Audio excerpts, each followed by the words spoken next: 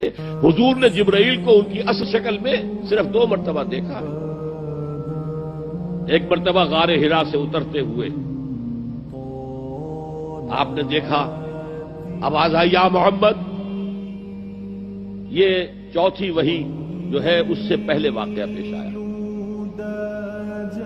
آپ نے دیکھا سامنے آگے پیچھے دائیں بائیں کوئی نہیں ہے، وہ تھوڑا سا خوف سا احساس ہوا، آگے بڑھے، پھر یا محمد، پھر آپ نے دیکھا دائیں بائیں آگے پیچھے کوئی نہیں ہے، پھر آواز آئی یا محمد۔ اب نگاہ اٹھا کر دیکھا تو جبرائیل پورے افق پر چھائے ہوئے، وَهُوَ بِالْأُفُقِ الْأَعْلَى فَدَنَا فَتَدَلَّى فَكَانَ قَابَ قَوْسَيْنِ أَوْ أَدْنَىٰ فَأَوْحَىٰ إِلَىٰ عَبْدِهِ مَا أَوْحَىٰ۔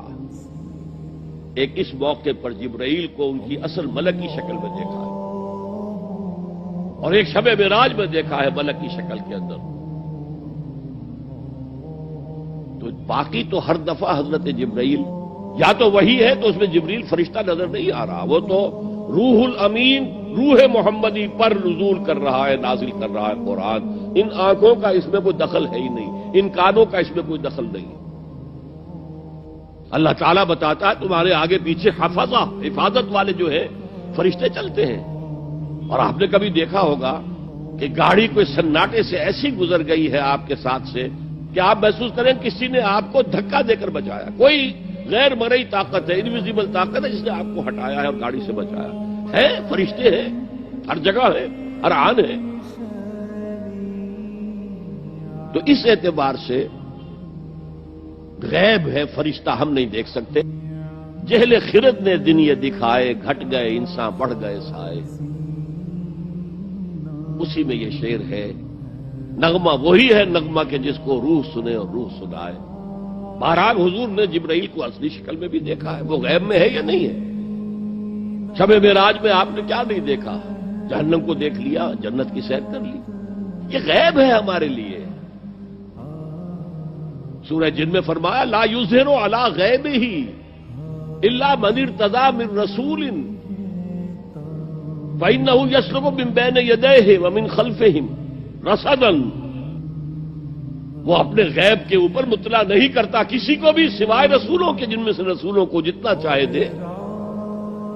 کذالک نوری ابراہیم ملکوت السماوات والارض، اسی طرح ہم ابراہیم کو دکھاتے رہے، آسمانوں اور زمین کے ملکوت کی سیر کرائی۔ نبی یقیناً عالم غیب کے علم میں سے کچھ حصہ پاتا ہے تبھی تو نبی بنتا ہے، ورنہ نبی ہونے کا کیا سوال۔ حضور کا علم ذاتی نہیں ہے، عطائی ہے، اللہ کا دیا ہوا ہے۔ حضور کا علم غیر محدود نہیں ہے، محدود ہے۔ حضور کا علم قدیم نہیں ہے، حادث ہے۔